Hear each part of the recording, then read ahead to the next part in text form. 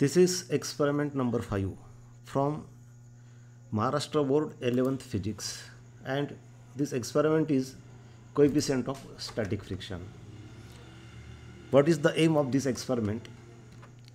The aim of this experiment is to study the relation between limiting force of static friction and normal reaction and find the coefficient of static friction between a block and a horizontal surface.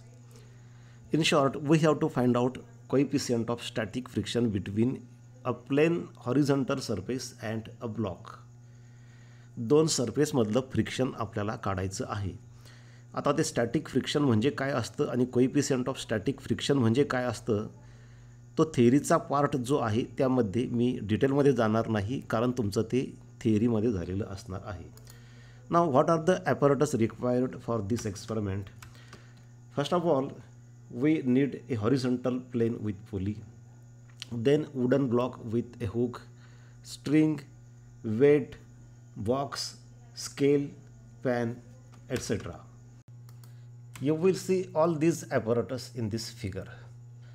This is wooden block, then this is a plain surface, plain horizontal surface. This is pulley which is attached to one end of this horizontal surface. Then this is string which passes over this pulley. One end of the string is attached to the hook of this block, and to the second end, free end of the string, a pan is attached. This is pan which is attached to free end of the string, and these are the weights which are added in the pan while performing this experiment. This is weight box which is also required in this experiment. This weight box consists of weight from 1 gram to 100 gram. 1 gram पासून ते 100 gram पर्यंतचे वजन त्या weight बॉक्समध्ये असतात, जे आपण या प्रॅक्टिकलमध्ये यूज करणार आहोत.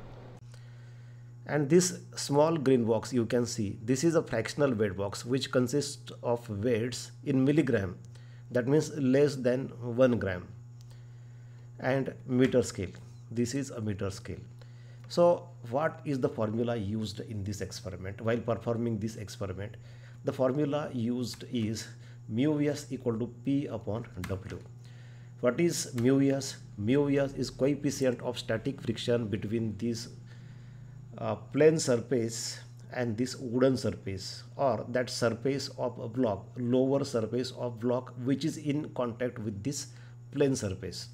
हे जे सरफेस आहे, मग ते काचेचं असेल किंवा लाकडी असेल, ते सरफेस आणि हा जो ब्लॉक दिसतो त्याचं खालचं सरफेस यांच्यामध्ये जे फ्रिक्शन असतं त्याचं ते कोएफिशियंट ऑफ स्टॅटिक फ्रिक्शन असतं.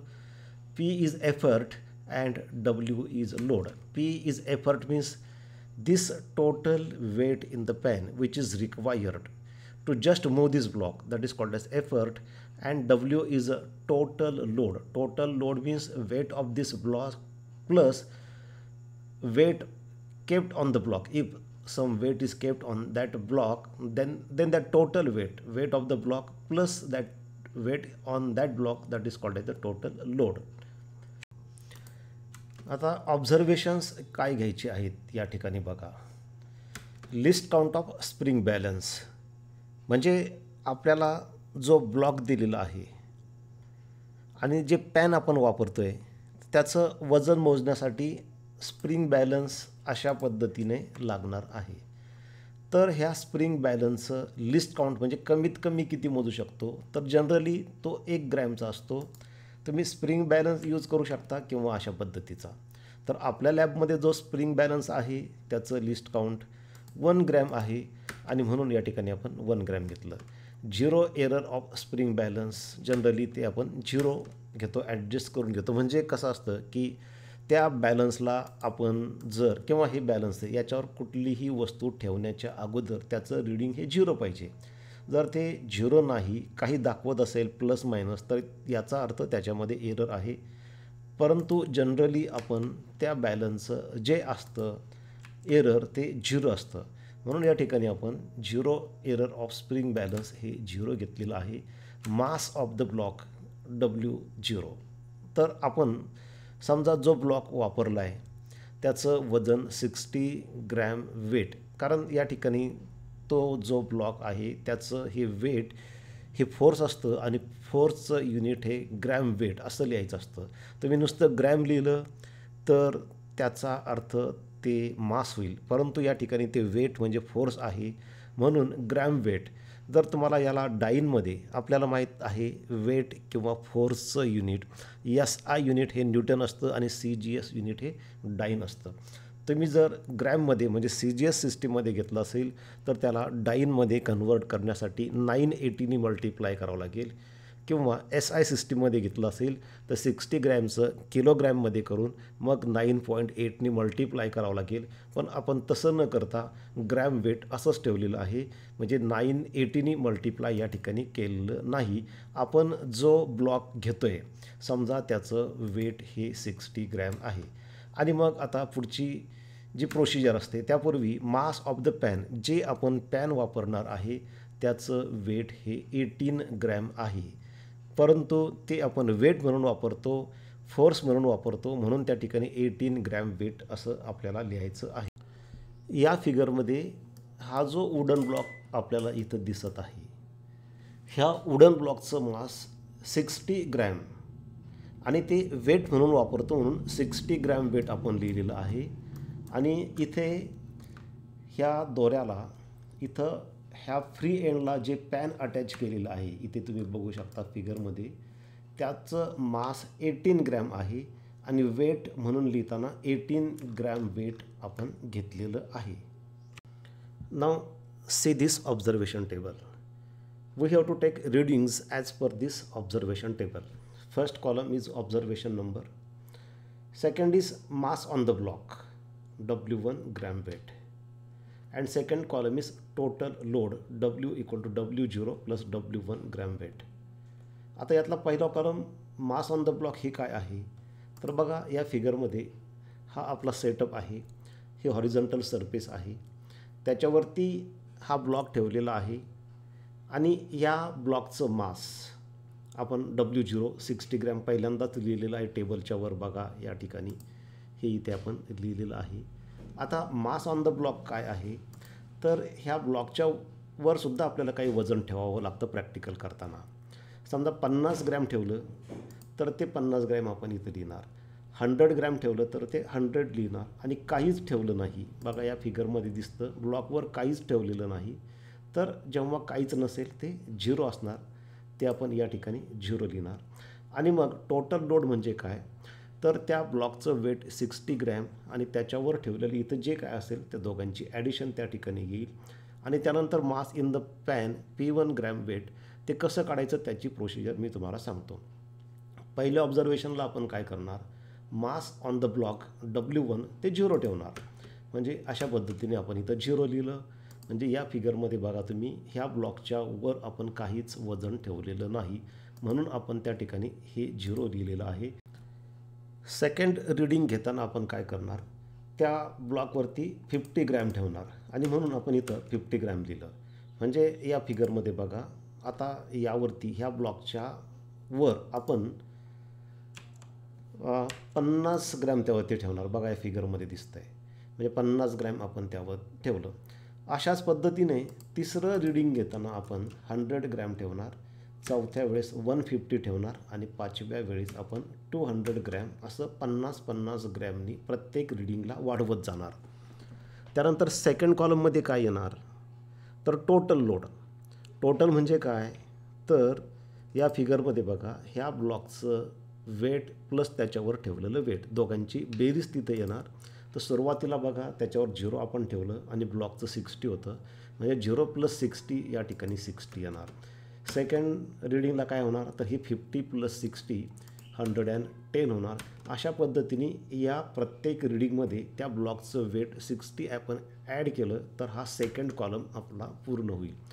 आणि त्यानंतर आता हा जो नंतरचा कॉलम आहे mass in the pan P1 gram weight, ते मात्र आपल्याला रीडिंग्स घेऊन ते काढायचं आहे.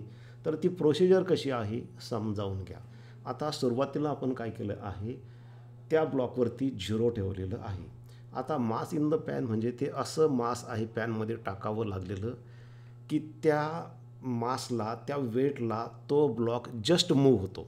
कशा पद्धतीने ती प्रोसिजर इथे समजावून घ्या. ही प्रोसिजर आता समजावून घ्या. हा टेबल आहे. ह्या टेबलवरती हे प्लेन सरफेस आहे. त्याच्या एका बाजूला पुली अटॅच केलेली आहे. त्यावरती एक ब्लॉक ठेवलेला आहे डब्ल्यू. त्याला एक हुक आहे आणि त्याला हुकला दोरा बांधून त्याच्या दुसऱ्या टोकाला एक पॅन बांधलेलं आहे. आणि आपण पाहिलेलं आहे की या पॅनचं वेट आपण 18 ग्रॅम घेतलेलं आहे आणि ब्लॉकचं 60 ग्रॅम आहे.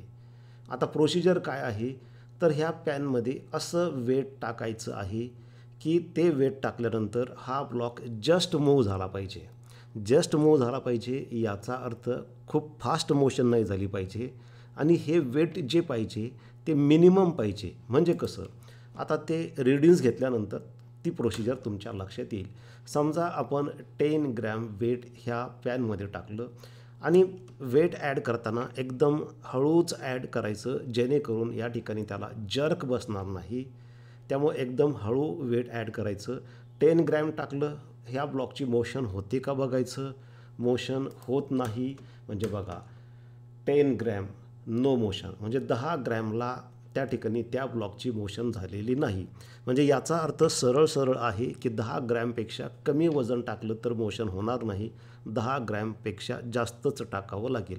आपण ट्रायल अँड एरर मेथडनी आता या ठिकाणी समजा 10 ग्रॅमच्या ऐवजी आपण 50 ग्रॅम टाकून बघू आणि काय होतं बघू. तर या ठिकाणी हे 50 ग्रॅम टाकल्यानंतर मोशन झालेली आहे.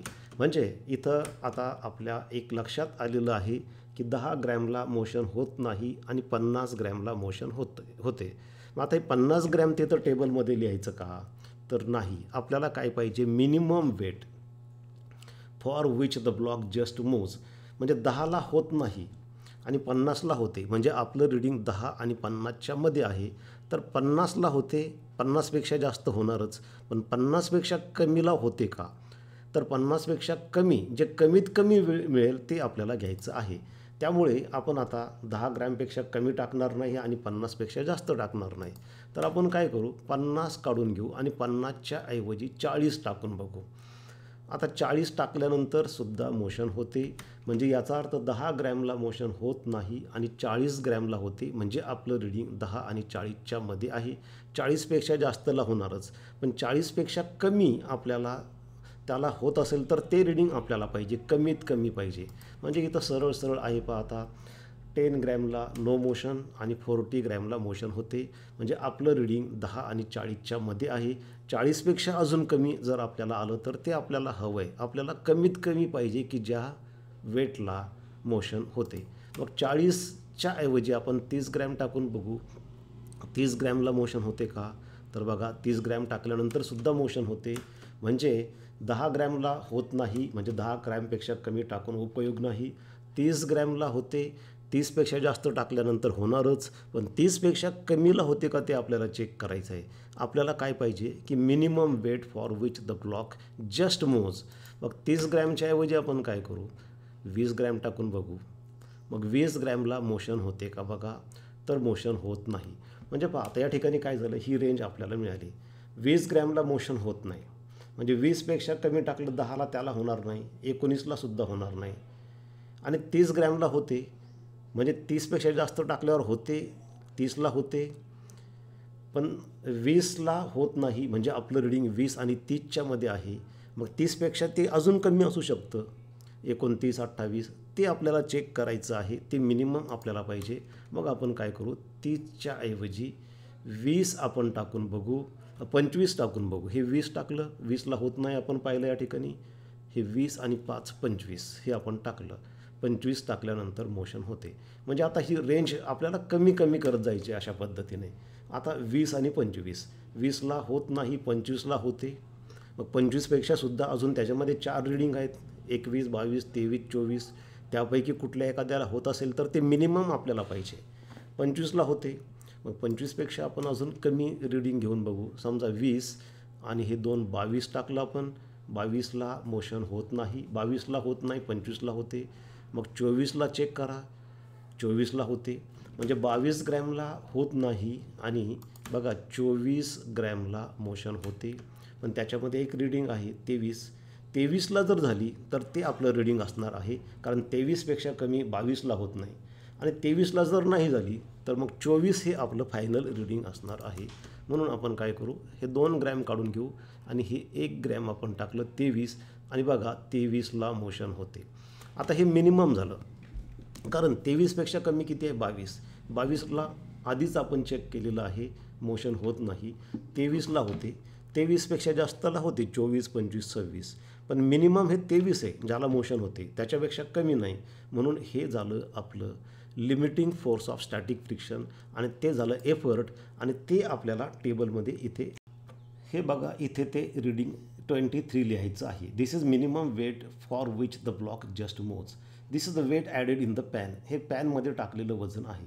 आता त्यामध्ये टोटल एफर्ट काढण्यासाठी पॅनचं जे मास आहे P0 18 ते ॲड करायचं आहे. 23 + 18 ते किती होतं बघा, इथे ते येतं 41. हे आपलं पहिलं रीडिंग झालं. अशाच पद्धतीने प्रोसिजर परत रिपीट करायची आहे. आता पुढच्या रीडिंगला काय करायचं आहे, तर ब्लॉकवरती काहीतरी वजन ठेवायचं आहे 50 ग्रॅम, म्हणजे टोटल होणार 110. आता लोड वाढलं त्यामुळे साहजिकच आहे त्याला मोशनमध्ये आणण्यासाठी करावं लागलेलं एफर्टसुद्धा वाढणार आहे. या फिगरमध्ये दिसतं त्या पद्धतीने या ब्लॉकवरती एक 50 ग्रॅमचं वेट ठेवायचं आहे. आणि नंतर मग ह्या पॅनमध्ये जे पॅन आपण दुसऱ्या एंडला अटॅच केलेलं आहे, इथे ह्या पॅनमध्ये बघा, इथं हे जे पॅन तुम्हाला दिसतं आहे याच्यामध्ये असं वेट ॲड करायचं आहे की त्या वेटला जस्ट मोशन होईल. म्हणजे इथं जे तुम्ही बघता या ठिकाणी जे वजन आपण ठेवलेलं आहे ते एकदम जास्त स्टेप बाय स्टेप वाढवायचं आहे. सुरुवातीला 50, नंतर 100, 150, 200, 250 आणि ते जे रीडिंग्स आपण पहिलं जसं घेतलं त्या पद्धतीचे रीडिंग्स येतील ते टेबलमध्ये भरायचे आहेत. आता समजा सेकंड रीडिंग हे 56 आलं, जे आपण पहिल्यासारखंच घेतलं आहे, फक्त पहिल्या वेळेस त्या ब्लॉकवरती वेट नव्हतं, दुसऱ्या वेळेस त्याच्यावरती आपण 50 ग्रॅम ठेवलेलं आहे. तर हे त्या पॅनमधलं वेट झालं 56. त्या 56मध्ये त्या पॅनचं वेट 18 ग्रॅम ॲड करायचं. ते 56 + 18 74 होईल. ते टोटल एफर्टमध्ये लिहायचं. नंतर तिसऱ्या वेळेस लोड वाढवायचं, 100 ग्रॅम ठेवायचं, म्हणजे टोटल होईल 160, कारण त्यामध्ये हे ब्लॉकचं 60 ॲड करायचं. पुन्हा त्या पॅनमध्ये मिनिमम किती वेट टाकावं लागतं ते बघायचं की ज्या वेटला तो ब्लॉक जस्ट मूव्ह होईल. समजा हे थर्ड केसमध्ये 91 आलं, हे ते पॅनमधलं वजन झालं, त्यामध्ये पॅनचं 18 ॲड करायचं, ते टोटल होतं 109. हे 91मध्ये 18 ॲड केल्यानंतर फोर्थ रीडिंग घ्यायचं, त्या ब्लॉकवरती 150 ठेवायचं आणि 150 ठेवल्यानंतर समजा 124 ग्रॅम पॅनमध्ये टाकावं लागलं, तर त्यामध्ये परत ह्या पॅनचं 18 ग्रॅम ॲड करायचं. ते ॲड केल्यानंतर 142 होतं. अशाच पद्धतीने शेवटच्या रीडिंगला 200 ग्रॅम म्हणजे 50-50चे 4 वजनं ठेवायचे.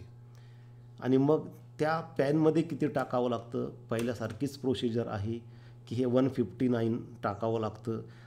याचा अर्थ 159पेक्षा कमी टाकलं तर मोशन होणार नाही, 159 टाकलं तर होईल किंवा त्याच्यापेक्षा जास्त टाकलं तर होईल. आता यामध्ये परत पॅनचं वजन 18 ग्रॅम ॲड केलं तर हे रीडिंग आपल्याला मिळतं. आणि आता त्यानंतरचा कॉलम हा कॅल्क्युलेशन्सचा कॉलम आहे. इथं फक्त सरळ सरळ फॉर्म्युला आपल्याला दिसतो आहे, μs coefficient of static friction = P/W. P म्हणजे हे सगळे रीडिंग्स, म्हणजे फर्स्टसाठी काय करावं लागेल तर 41 / W म्हणजे हे टोटल लोडचा कॉलम म्हणजे 60. म्हणजे पहिल्या वेळेस काय करावं लागेल 41/60, त्याचं जे काय आन्सर येईल ते इथं लिहायचं, लॉग टेबलनी करायचं. सेकंड टाईमला 74/110, नंतर 109/160. अशा पद्धतीने 5 रीडिंगचे 5 कॅल्क्युलेशन्स करायचे आणि त्यांचं मीन काढायचं इथं. That will be coefficient of static friction by calculations. आणि ग्राफने सुद्धा काढायचं आहे. तर अगोदर हे कॅल्क्युलेशन्स कसे करायचे ते समजावून घ्या. सिम्पल आहे. समजा हे अशा पद्धतीचे कॅल्क्युलेशन्स केल्यानंतर असे उत्तरं मिळतात. म्हणजे हे तुम्ही लॉग टेबलनी करायचं आहे. या ठिकाणी मी कॅल्क्युलेशन्स दाखवले नाही. हे 41/60चं आन्सर हे येतं, 74/110चं हे येतं. अशा पद्धतीने 5 रीडिंगचे 5 कॅल्क्युलेशन्स केले आणि मग ह्या सगळ्यांचं मीन म्हणजे ॲडिशन करायची ह्या 5 रीडिंगची, त्याला डिवाईड करायचं. This is the result that means coefficient of static friction by calculations. बघा या ठिकाणी कॅल्क्युलेशन्स करून दाखवलेले आहे. हे तुम्ही कॅल्क्युलेशन्स लॉग टेबलनी चेक करू शकता. या ठिकाणी लॉग टेबलचा यूज केला. हे पहिलं आन्सर येतं जे आपण टेबलमध्ये मगाशीच पाहिलं. तसंच हे दुसरं आहे 74/110, त्याचंही लॉग टेबलनी केलेलं कॅल्क्युलेशन. हे तिसऱ्याचं कॅल्क्युलेशन आहे. अशा पद्धतीने हे कॅल्क्युलेशन्स लॉग टेबलनी करणं गरजेचं आहे, कारण परीक्षेमध्ये आपल्याला कॅल्क्युलेटर अलाउड नसतं. तर अशा पद्धतीने हे 5 रिडिंगचे 5 कॅल्क्युलेशन झाले जे आपण टेबलमध्ये भरले.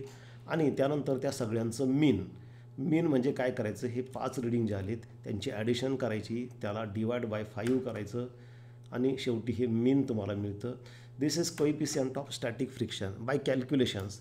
हे आपण कॅल्क्युलेशन्स करून काढलेलं आहे आणि ते रिझल्टमध्ये लिहायचं आहे. त्यानंतर ग्राफ प्लॉट करायचा आहे. तो ग्राफ कसा प्लॉट करायचा तो सुद्धा तुम्हाला डिटेलमध्ये मी सांगणार आहे, पण त्या अगोदर थोडक्यात सांगतो. एक्स ॲक्सिस घ्यायचा ग्राफ पेपरवरती हॉरिझॉन्टली आणि व्हर्टिकली घ्यायचा वाय ॲक्सिस. एक्स ॲक्सिसवरती लोड घ्यायचं डब्ल्यू आणि वाय ॲक्सिसवरती एफर्ट घ्यायचं पी. त्या टेबलमध्ये आपल्याला माहीत आहे पीचे रिडिंग कोणते आणि डब्ल्यूचे कोणते. त्याच्यावरून अशा पद्धतीने ते रिडिंग्स घेऊन एक ग्राफ काढायचा. तो कसा काढायचा ते तुम्हाला मी पुढे डिटेलमध्ये सांगतो. त्यानंतर हा जो ग्राफ येईल त्याचा स्लोप काढायचा. स्लोप काढायचा म्हणजे कोणते 2 पॉईंट्स घ्यायचे त्या ग्राफवरती आणि त्याच्यावरून स्लोप काढून त्याचं जे काय रिझल्ट येईल ते असेल coefficient of static friction by graph आणि ते आन्सर इथं लिहायचं. तर अशा पद्धतीने तुम्ही कोइफिशियंट ऑफ स्टॅटिक फ्रिक्शन काढणार आहात. एक बाय कॅल्क्युलेशन्स काढणार आहात आणि एक बाय ग्राफ काढणार आहात. दोन्ही जवळपास सारखे आले पाहिजे आणि ते शेवटी तुमचे रिझल्ट्स त्या ठिकाणी लिहायचे आहे. परंतु विद्यार्थी मित्रांनो, हा ग्राफ कसा काढायचा ते आता जरा डिटेलमध्ये समजावून घ्या. आता या रिडिंग्सवरून ग्राफ कसा काढायचा ते समजावून घ्या. आपल्याला ग्राफ प्लॉट करायचा आहे पी वर्सेस डब्ल्यू. म्हणजे एका ॲक्सिसवरती हे पीचे रिडिंग 41, 74, 109 हे जे आहेत ते घ्यायचे आहे आणि दुसऱ्या ॲक्सिसवरती घ्यायचे आहेत हे टोटल लोड डब्ल्यूचे 60, 110 हे रिडिंग घ्यायचे आहेत आणि तो ग्राफ काढून त्याचा स्लोप काढायचा आहे. त्याच्यावरून आपल्याला दुसरं रिझल्ट मिळणार आहे. तो ग्राफ काढण्यासाठी आपल्याला एक ग्राफ पेपर अशा पद्धतीने एक ब्लँक ग्राफ पेपर घ्यावा लागेल. ह्या ग्राफ पेपरवरती काय करायचं सुरुवातीला तर इथं वर लिहा टायटल पी वर्सेस डब्ल्यू. कारण आपल्याला जो ग्राफ काढायचा आहे तो पी वर्सेस डब्ल्यू म्हणजे हे एफर्ट पी एका ॲक्सिसवरती आणि डब्ल्यू दुसऱ्या ॲक्सिसवरती हा ग्राफ आपल्याला काढायचा आहे. तर ते टायटल तिथं द्यायचं. त्याच्यानंतर इथे 2 ॲक्सेस काढून घ्यायचे. बघा इथे एक्स ॲक्सिस हा तुम्हाला दिसतो आहे. इथं खाली 1 सेंटीमीटर जागा सोडून एक्स ॲक्सिस काढा अशा पद्धतीने आणि डावीकडं 1 सेंटीमीटर जागा सोडून हा वाय ॲक्सिस काढा आणि इथे ज्या ठिकाणी दोन्ही ॲक्सेस इंटरसेक्ट करतात तो झाला ओरिजिन. त्यानंतर इथं काय करायचं तर एक प्रॉपर स्केल घ्यायची. म्हणजे आपण जे रिडिंग्स घेणार आहोत तर पी म्हणजे एफर्ट हे वाय ॲक्सिसवर आपण घेणार आणि डब्ल्यू लोड ते आपण एक्स ॲक्सिसवर घेणार. तर स्केल काय घ्यायचं तर 1 centimetre equal to 20 gram weight हे एक्स ॲक्सिसवर म्हणजे डब्ल्यूसाठी घ्यायचं. हे डब्ल्यूसाठी इथं बघा इथं डब्ल्यूसाठी घ्यायचं आणि वाय ॲक्सिसवर 1 सेंटीमीटर इक्वल टू 10 ग्रॅम हे वाय ॲक्सिसवर आपण पी घेणार आहोत एफर्ट ते घ्यायचं. आता तुम्ही म्हणाल हे असं का घेतलं आपण तर याचं कारण असतं ते स्केल घेताना आपले रिडिंग्स बघून घ्यायचे असतात.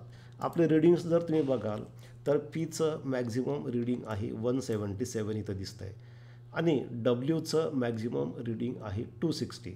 तर रिडिंग घेताना त्या ग्राफ पेपरवरती सगळे रिडिंग्स बसतील आणि जास्तीत जास्त ग्राफ पेपरचा यूज होईल अशा पद्धतीने ती स्केल निवडायची असते.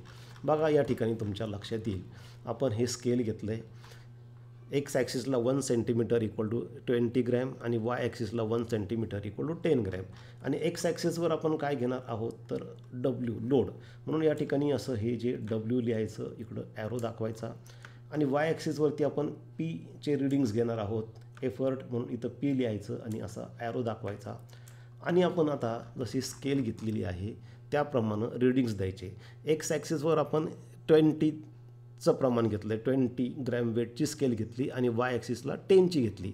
म्हणजे याचा अर्थ रीडिंग घेताना आता काय करावं लागेल, इथं बघा एक्स ॲक्सिसवर आपण 20चं घेतलं आणि म्हणून या ठिकाणी इथं 1 सेंटीमीटर बघा इथं 0 आहे, तर इथून इथपर्यंत 1 सेंटीमीटर आहे. हे जे अंतर तुम्हाला दिसतं आहे हे 1 सेंटीमीटर बघा इथं, हे इथून इथपर्यंत हे अंतर 1 सेंटीमीटर आहे. त्या 1 सेंटीमीटरला 20चं प्रमाण 20ची स्केल आपण घेतली. परत पुढच्या 1 सेंटीमीटरला 20 म्हणजे 20 + 20 40 होईल. अशा पद्धतीने 20 20 20नी वाढवत जायचं आणि मॅक्झिमम जे काय त्या ठिकाणी बसेल इथं 280पर्यंत येतं. आता टेबलमध्ये आपले रीडिंग्स बघा, मॅक्झिमम किती आहे, डब्ल्यूचं रीडिंग 260 आहे आणि आपलं या ठिकाणी स्केलवरती एक्स ॲक्सिसवरती किती आलं तर 280 आणि 260 इथं आहे. म्हणजे ते रीडिंग आपलं बसतं आणि जास्तीत जास्त ग्राफ यूज होतो. एखादा विद्यार्थी 20च्या ऐवजी 50चंही प्रमाण घेऊ शकेल, 100चंही घेऊ शकेल. पण समजा 100चं स्केल घेतलं तर काय होईल, 100 20 100 200 300 बस ह्या 3 सेंटीमीटरमध्ये सगळे रीडिंग येतील आणि ग्राफ खूप छोटा होईल. त्यासाठी रीडिंग म्हणजे ती स्केल अशी निवडायची की सगळे रीडिंग बसले पाहिजे आणि जास्तीत जास्त ग्राफ पेपर यूज झाला पाहिजे. आता इथं आपण काय केलं आहे, 20चं प्रमाण घेतलं एक्स ॲक्सिसला आणि त्याप्रमाणे 20 40 60 असं घेतल्यानंतर 280पर्यंत आलं आणि आपलं मॅक्झिमम रीडिंग 260 आहे, ते बसतं आहे आणि जास्तीत जास्त ग्राफ पेपर यूज होतो. इथं जर वाय ॲक्सिससारखं आपण 10चं घेतलं असतं, इथं पण 10 आपण घेतलं असतं तर मग हे 260 आपलं रीडिंग बसलं नसतं. म्हणजे रीडिंग बघून आणि ग्राफ पेपरचा जास्तीत जास्त यूज होईल अशा पद्धतीने स्केल निवडायची असते. आता वाय ॲक्सिसवर आपण काय स्केल घेतली तर वाय ॲक्सिसला 1 सेंटीमीटर = 10 आणि वाय ॲक्सिसला आपण हे पीचे रीडिंग्ज इथं बघा हे एफर्ट हे रीडिंग घेणार आहोत. म्हणून या ठिकाणी काय केलं आपण 10 20 30 40 50 60 70 80 बघा 10 20 30 40 50 60 70 80 90 अशा पद्धतीने मॅक्झिमम या ठिकाणी 240पर्यंत बसलेलं आहे. आणि आपलं रीडिंग किती आहे, मॅक्झिमम पीचं रीडिंग आहे 159. म्हणजे सगळे रीडिंग बसतात इथं 240पर्यंत आहे, 159 म्हणजे 160 इथपर्यंत आपलं येतं आहे. म्हणजे निम्म्यापेक्षा जास्त ग्राफ पेपर आपला यूज होतो. ही स्केल या पद्धतीने स्केल्स आपण एक्स आणि वाय ॲक्सिसला घेतलेल्या आहेत.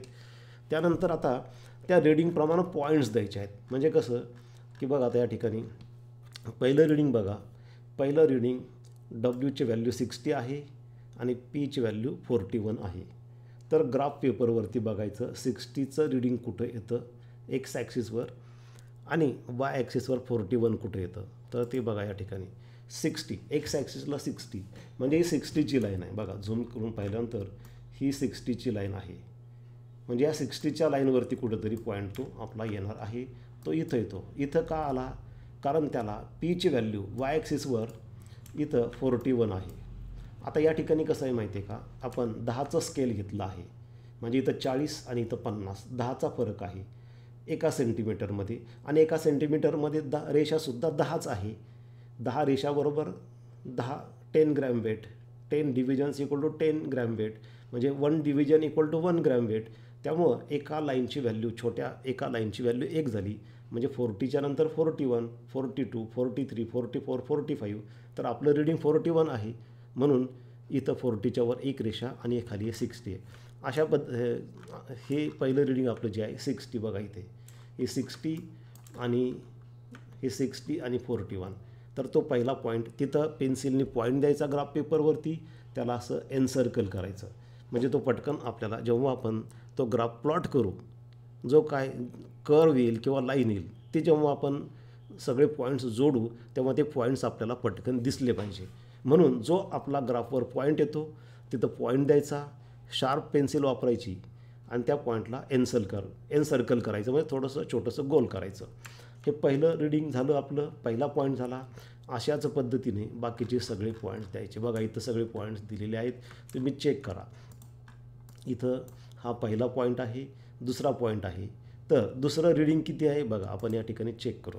दुसरं डब्ल्यूची व्हॅल्यू 110 आहे आणि वाय ॲक्सिसला पीची व्हॅल्यू 74, 110 आणि 74.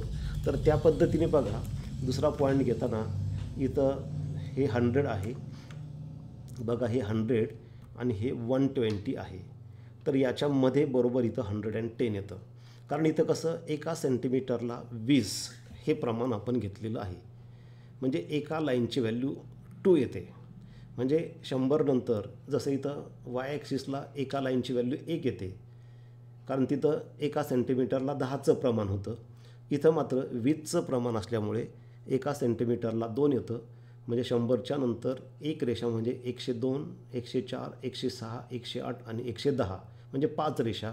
आणि म्हणून बरोबर बघा इथं हा 110चा पॉईंट आहे आणि त्याला पीची व्हॅल्यू आपण मगाशी पाहिली 74 आहे बघा. इथं 110ला 74 म्हणजे इथं काय करावं लागेल आपल्याला, 74 म्हटल्यानंतर 70च्या वर बघा हा 70चा पॉईंट इथं तुम्हाला दिसतोय, त्याच्यावर 4 रेषा घ्यावं लागेल.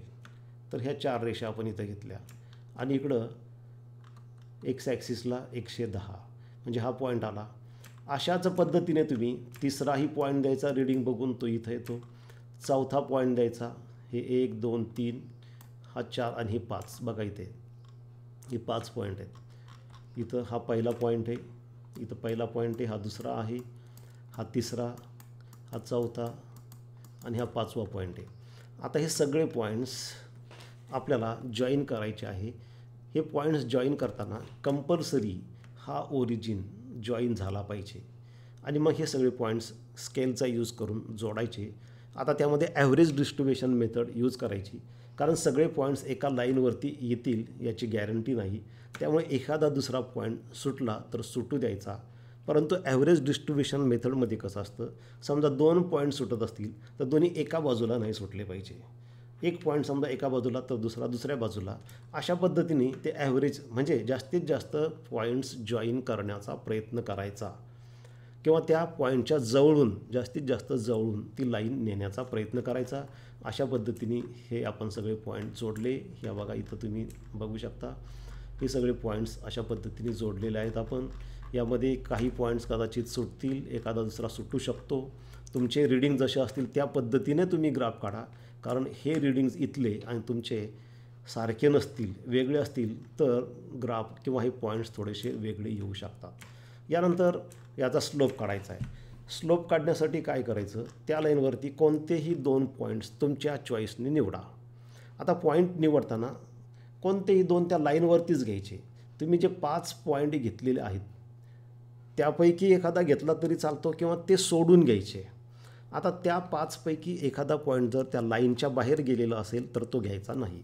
आता कोणतेही 2 पॉईंट आणि असे निवडा, जास्तीत जास्त अंतरावर निवडा एकमेकांपासून आणि त्यांच्या एक्स आणि वाय ॲक्सिसवर व्हॅल्यूज बघायला सोपं जाईल अशा निवडा. समजा हा एक पॉईंट मी निवडला, इथं छोटीशी अशी रेषा मी ओढली, हा एक पॉईंट निवडला आणि हा दुसरा पॉईंट मी निवडला. इथं बघा, इथं तुम्हाला दिसतं आहे हा दुसरा पॉईंट इथं एक मी निवडला आहे आणि इकडं हा एक पॉईंट इथं मी निवडलेला आहे. आता त्याचं एक्स आणि वाय ॲक्सिसवरच्या दोघांच्या व्हॅल्यूज बघायच्या. बघा इथं आपण पाहिलं तर त्या व्हॅल्यूज अशा पद्धतीने येतात. हा पॉईंट आहे, इथं x1 पहिल्या पॉईंटचे कोऑर्डिनेट्स x1 y1 होतील. म्हणजे ह्या पहिल्या पॉईंटची एक्स ॲक्सिसवरची व्हॅल्यू बघा किती येते, तर ती 80 येते दिसते तुम्हाला इथं. बघा इथं तुम्ही सरळ जर ही जी लाईन दिसते ब्ल्यू कलरची त्याच्यावर सरळ खाली गेला तर ती 80ची लाईन आहे. म्हणजे x1ची व्हॅल्यू झाली 80 आणि वाय ॲक्सिसवर जर तुम्ही पाहिलं तर ही पिंक कलरची लाईन तुम्हाला दिसते. तर 5वी रेषा आहे ती 50 नंतर आणि इथं 50 नंतर 5 रेषा म्हणजे 55 म्हणजे ते y1 म्हणजे x1 y1ची व्हॅल्यू आली 80 आणि 55. तसंच दुसरा पॉईंट आहे बघा या ठिकाणी, त्याचे कोऑर्डिनेट्स x2 y2 घ्या. आता त्याचे x2 y2 त्याची व्हॅल्यू बघा इथं x2ची ही ब्ल्यू कलरची लाईन आहे, ही सरळ बघा. आता तुम्ही एक्स ॲक्सिसवर कुठं जाते तर ती इथे खाली बघा इथं 180ला जाते. म्हणजे x2 हा कोऑर्डिनेट ती व्हॅल्यू झाली 180 बघा इथं. आणि वाय ॲक्सिसवर कुठं जाईल तर ही जी ब्ल्यू कलरची लाईन दिसते त्याच्यावर 2 रेषा आहेत. 2 रेषा म्हटल्यानंतर आता बघा ही ब्ल्यू कलरची लाईन कितीची आहे बघा या ठिकाणी तुम्हाला दिसतं आहे ती आहे 120. त्याच्यावर 2 रेषा म्हणजे 122. म्हणजे तो y2 झाला 122. बघा 180 आणि 122. अशा पद्धतीने आपण काय केलं आहे बघा, इथे एक पॉईंट घेतला, त्याचे कोऑर्डिनेट्स x1 y1 जे आपण x आणि y ॲक्सिसवर बघितले, तसाच दुसरा पॉईंट त्याचे कोऑर्डिनेट x2 y2 आपण त्या ॲक्सिसवर पाहिले आणि हे 2 पॉईंट्स घेऊन, हे 2 रीडिंग्स घेऊन आपल्याला शेवटी स्लोप काढायचे आहेत. स्लोप काढण्याचा फॉर्म्युला असतो बघा, या ठिकाणी तुम्ही असे इथं परपेंडिक्युलर त्या एक्स आणि वाय ॲक्सिसवर टाकू शकता डॉटेड लाईननी, म्हणजे तुम्हाला त्या व्हॅल्यूज बघायला सोपं जाईल, बघताना चुकणार नाही.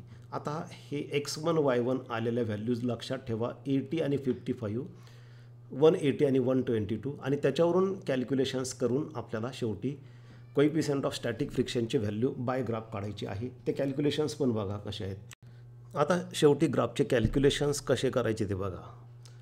कोइफिशियंट ऑफ स्टॅटिक फ्रिक्शनचा फॉर्म्युला असतो μs = स्लोप, आणि ग्राफचा स्लोप कसा काढायचा असतो तर फॉर्म्युला असतो y2 - y1 / x2 - x1. म्हणजेच μs = y2 - y1 / x2 - x1 होणार आहे ह्या दोन इक्वेशन करून. आता y2 y1 x2 x1 आपण मगाशीच पाहिलं. y2 आणि y1च्या व्हॅल्यूज बघा या ठिकाणी किती आलेल्या आहेत. तर हे y2ची व्हॅल्यू 122 इथं दिसते आणि y1ची व्हॅल्यू 55. त्या व्हॅल्यूज आपण इथं ठेवल्या 122 आणि 55 इथं बघा. आणि x2 आणि x1च्या व्हॅल्यू 180 आणि 80 बघा इथं तुम्ही या ग्राफमध्ये ही x2ची व्हॅल्यू 182 आहे आणि इथं 80 आहे. म्हणजे त्या व्हॅल्यूज आपण इथं ठेवल्या 180 - 80, तर 122 - 55 ते होतं 67 आणि 180 - 80 ते होतं 100. 67/100 = 0.6700. This is coefficient of static friction by calculations. As this is ratio of two similar quantities, it does not have a unit. याला युनिट नसतं. तर अशा पद्धतीने आपण दोन्ही रिझल्ट्स काढलेले आहेत. एक म्हणजे coefficient of static friction between two surfaces by calculations जे आलं 0.6788, आणि दुसरं coefficient of static friction by graph जे आलं 0.6700. धन्यवाद.